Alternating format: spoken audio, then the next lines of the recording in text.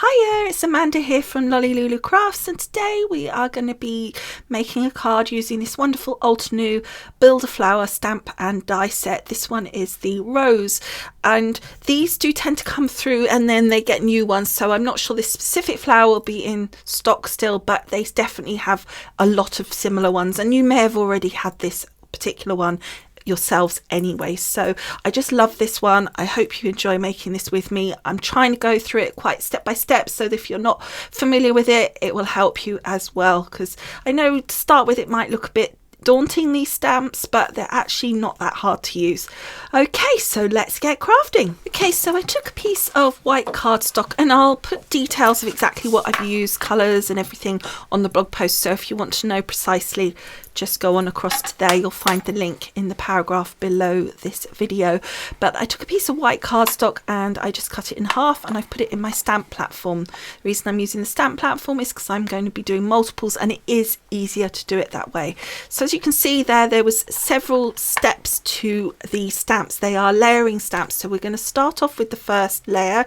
You see I'm just pointing out there's 6 layers to this one, so we're going to start off with the first one, which is this nice big layer, and I'm just going to position my card into the corner of the stamp platform, and then I'm going to position my stamp where I need it to be, and this will give me the opportunity to do more than one stamp just by simply turning my card around, and each time I'll only have to position the stamp once, because the layer will always be in the right place as long as you put the card into the corner. So I'm starting off with the first layer. As you saw, I'm putting the colours of the inks on the screen for you, because sometimes those colours aren't always still in stock, but again, you may have them from previous purchases, so I just put the names of them on the screen there for you as we go along. But as you saw there, I just twisted my stamp around, my paper around, and re-inked and stamped a second flower, the first layer of my flower. Now with these stamps, because you're layering, you're going to start off with your palest colour first, and then you're going to be gradually building up. Now I tend to try and use the ideas that they give you with the colours, because they do put them in groups. When you look at the little inks on their site, they do tend to put them in groups, and therefore you know that those work quite well as the different sort of slightly darkening layers. So now we're doing the second layer, and you can see I was just pointing at exactly where they were showing you the little lines were, and therefore there you see the little V, and where that V matches up on the stamp, and the same on the bottom there. So you just want to fiddle around until it's roughly right. To be honest, if it is slightly out, it isn't a big deal. Don't panic. By the time you've finished, it really isn't going to notice. Obviously, if you're completely wrong, it's going to notice. But if it's just a little bit out, you really will not see it. And sometimes when you first stamp it and you think, oh my goodness, that's just slightly squiffed to what it should be, and you think, oh gosh, it looks terrible, but by the time you do the other layers, it kind of sorts itself out, and it's not terrible at all, and it works out fine. And you can see there already, just putting that second layer on, and I'm not going to show you both layers on each flower each time. I'm going to show you just one flower, but I just wanted to show you on the first one how we turned it around and why I'm using the stamp platform, because obviously that makes it easier. So you can see there, I'm just again showing you that third layer, and we're looking at the little flower, and you can see there's the little pointy bit that it's showing you, so you can find that on that little diagram. And then you can see they've got the little blue lines, and so then you can look for the little blue lines on the main area on the picture on the other side there, and then you're going to match it up. So we're working out, where does that go, what area is it on the actual stamped bit, and then we can work out, okay, so it's that little section needs to meet with this section on this stamp, and you just want to make sure. So on this one you can see there's like a little V, and you can also see that little bit at the bottom that's kind of separate that you need to put in that bottom kind of part of the flower.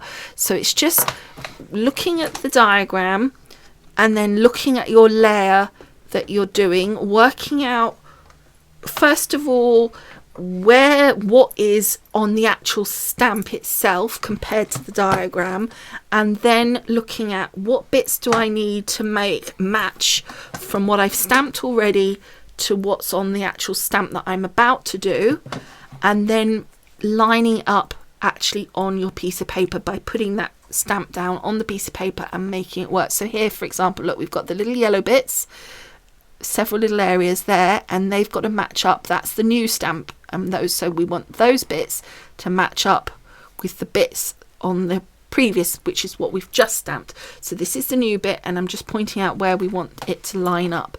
So I'm just using that there, that guide, to help me and just work out, because what I actually did was I slightly turned my first layer. So if I'd have done it absolutely the same as on that diagram, the same angles, it might have been a little bit easier, but I slightly twisted it around for some reason, I don't know why, which made it just a little bit harder for yourself. So actually, when you stamp it, if you do that first layer so it matches the sort of angles of the diagrams, it does make it just that little bit easier to actually locate all the little bits that you're supposed to line up. Now this particular one didn't match up too well. It's a little bit out. I don't know if you can see, it's just a little bit out. Now this layer didn't really have any lines or anywhere that it kind of showed you, but it was pretty obvious where it needed to go. There's that little V bit that it's trying to sit into, so you just want to make sure that those little sort of bits at the bottom kind of sit in nicely to the sort of leaves there, and just so it's really building up that center of that rose. And it didn't really, as I say, show that on these layers much. It didn't have any kind of lines to show you. And then this last little tiny bit that we want to do, and you can see again there's no real lines, it's just showing you here's the piece that you need to do next, because it really doesn't need to line up really that much. You just want to make sure that it's roughly in the right place. You can see that that shape fits down the bottom on that area there in that little V at the bottom part of that darker section that we just stamped, and now we're just stamping an even darker bit. And you think, oh gosh, that looks so dark, but actually don't forget that by the time it dries it will mellow down, it will lighten, so don't panic, because I have to say when I first saw that I was like, oh my goodness, that is so dark. And then we're going to do the leaves. So the same thing with these leaves, we're going to do several. So for this one, I'm using the other half of that A4 sheet of paper. So far, this is literally just one A4 piece of card that I'm using. And I'm going to keep spinning it around, but I'm going to do 4 corners on this one so that I get 4 leaves. Actually, I end up doing another one in the center as well, just to get an extra one, but to start with we're just going to do the 4 corners because it's easier to do it. You don't want to keep moving that layer around. So I'm literally, as you can see, I'm just taking that and spinning that card around and then doing the next layer.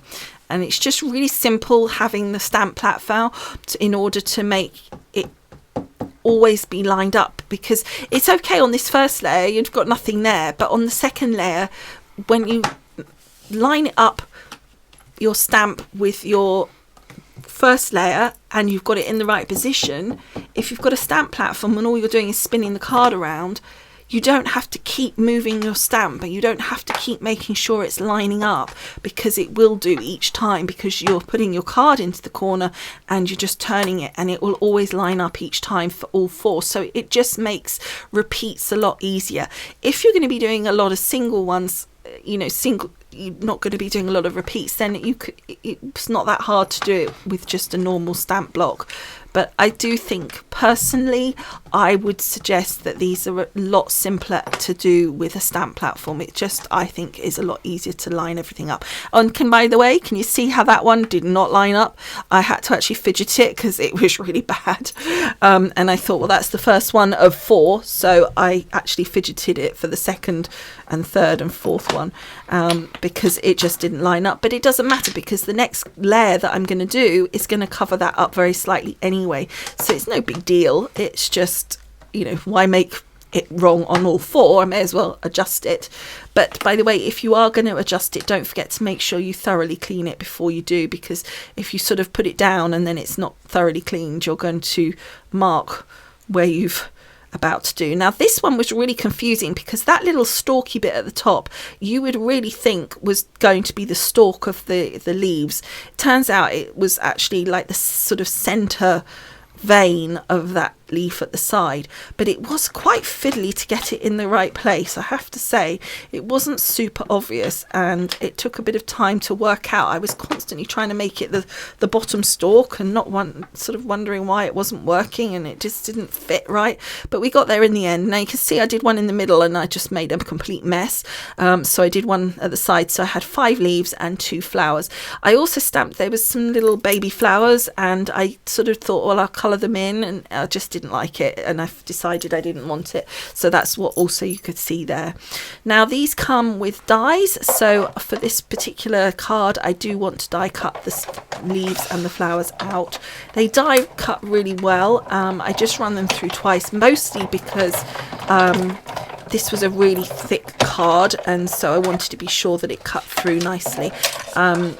Just because it was a much heavier card than some. So that's all of those cut, and you can see they came out really nice, and it looks really sort of got a nice, quite not too far white of an edge. I always think it looks better when you haven't got too much of a white edge. So now I'm going on to my background piece. So I've got another piece of white card, and I've got these lovely Tim Holtz inks. This is not something I really do a lot of, is inky stuff, so this is sort of a new to me, and I tried it one thing and I liked the idea, but I'd used this gold stuff, and it clearly was meant to be mixed in with the ink, because it just didn't dry off, and every time I touched it, it kind of smudged around, and so I decided just to go with the blue and the yellow, and actually in the end I preferred it anyway, so that was good. But I'm literally, as you can see, I'm just sort of almost very lightly flicking sort of at the bottle, trying to be very careful with it so that it sort of blobs across the page but isn't coming down like super heavy bits, and just making these little splats on my card. Now I'm going to be cutting this down so that it fits my card base, but at the moment I'm just sort of really just going, you can see, so that the direction of the flicks, as it were, is in different ways, so that it does look kind of quite mixed up, and the two colours come together really well. So next I take this gorgeous yellow card, and as I said earlier, I'm going to put the details of this up on the website for you, so just have a look on there if you want to know exactly what the card is and the colours, etc. And I've cut that for a 7x7 card, and this was, I was just trying to think, did I cut it? I think I cut this to 6 7/8, and then I cut a second piece which is going to go on the inside. Then I started cutting my pattern piece. Now what you'll see is that I'm doing it gradually.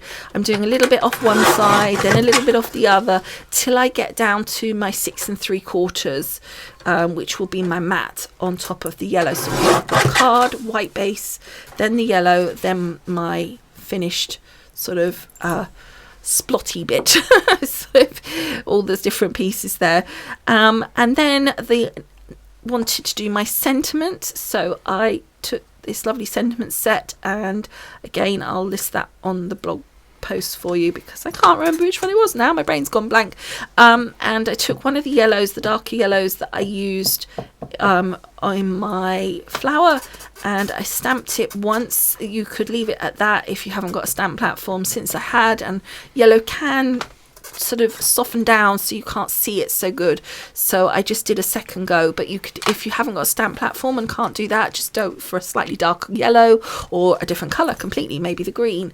And then I took my Sue Wilson flags. I mean, I just literally, these are my lifesavers. I've got 2 sets of these different ones that she's done, and I just love them. They're just so helpful. They're just like such a staple, and they've got these lovely little stitched or pierced edges, depending which set you use, and I just die cut that lovely sentiment from there. And then I took my card for the inner piece, and I just took some wet glue. It doesn't have to be wet glue, but it was, again, it's a heavier card, so I just thought it was better to use a slightly stronger glue.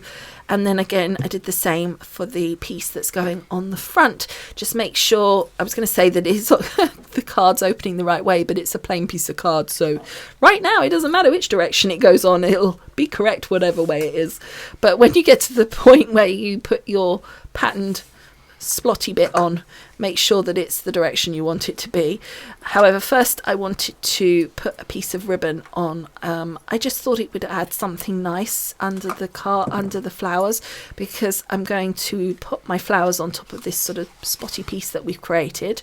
And I just thought the ribbon was really nice. It's this lovely yellow grosgrain, but it sort of goes yellow white, but because it's so fine, it's you can hardly see it. It just gives it just a nice effect. It looks really, really nice. So what I did was I just put a piece of tape pen across the back of the whole of the ribbon. You could just do the ends if you wanted to, but I just wanted to stick it down completely because I knew that I was going to add the flowers on top, and I just felt that putting the flowers on with the glue, and then I'd be moving the flowers and the leaves, trying to get them in position, that it would end up being a nuisance because the ribbon would keep moving. So I felt it would be better just to actually stick the whole ribbon down, and a lot of it's going to be covered, so it's not a big deal if it's stuck down, I didn't think. And you can see there I was just fiddling to make sure that I had that the right direction, and then again I put my wet glue on the back, and I'm just popping that down. And obviously you want to do your ribbon before you stick it down. Now I would definitely recommend you use some sort of wet glue at this point, because you've got the ribbon there, so you want to make sure it really sticks well. Now I haven't stuck anything down yet, but what you can see is I've slightly curved the flowers, and I've also curved that sentiment, and you can just see there. So what I'm doing is putting a blob of the pin flare glue, which is like silicone glue, it's like a gel glue. I'm putting the big blob of that into the bit that I want high, and then I'm putting just a very tiny amount on the bit that's just going to stick straight down onto the cards directly. And that way, even once it's dry, once that glue has completely hardened off, as long as I don't press it like super hard now, it will stay in that height. It's like putting your foam pads in, but it's just more flexibility to shape and position, etc. And again with my flowers here, I'm just putting a big blob of the glue in the center of the flower, because that's where I want the height to be. I've curved it down very slightly at the edges, you can just catch it as I'm moving them around, and so again it just gives that slight shaping to it, and the glue then allows that position and that height to stay. And the reason I did both of them at the same time was because, you know, the position of them together is what's important. So I needed to put the glue on both of them in order to be able to position them and see where they sat together and move them around, because obviously with this glue it does take a while to dry, so it gives you a lot of movement time as well, which is good. And you can see with this I had actually curved these, but it doesn't show that much. But what I did was I just put the glue on the leaves, and again I'm not going to push down too hard. You can see I'm barely touching. I'm just making sure that that adhesive is just touching the surface of the paper, and then I pressed a little bit in the center, because that will press it down in the center, so it creates the center being lower and the leaves higher. Then I did the rest of them. I didn't want to bother showing you every single leaf, it's all the same, just putting those down. And then I tied myself a little bow using that same grosgrain ribbon, and using the wet glue I just popped that down where the sentiment was. Then I took some sequins, some lovely little glass sort of crystal, almost like, I call them like raindrops, and they're just like clear, and I put those clear ones on the roses so they look like little raindrops, and then I put the sequins etc around and about, just to add almost, it's adding like the dots, it almost from a distance they look like the part of the dots that you've flicked onto your page, but as you get closer they've got dimension and movement, because obviously they're sequins, so they've got sparkle, and so they've got the movement, plus they've got the dimension because they're obviously 3D, and so it just helps and create just that extra little bit of interest to the card. And that is it done, and I think it turned out really, really nicely. I was really pleased. The background particularly was very different for me. I'm trying to do a little bit more with the inking, and it's still not something that's my natural habitat, shall we say. So I was pleased with that, and I thought the flowers turned out gorgeous as well, and I hope seeing the step by step has helped you. I know I didn't verbalize necessarily everything to you, but hopefully you can watch it and you can see exactly what I was pointing at, because it's quite hard to verbalize and say that bit there. You can't say it in the same way as if I was in front of you and actually point at it. So hopefully you can see what was happening and what lined up where, and it will help you feel more confident to give this a go with these flowers if you haven't tried it already. Altenew always, I think, looks more complicated than they are, and I think they really aren't, because, to be honest, even if you go wrong, it doesn't look terrible. Usually you can get away with it. So just give it a go.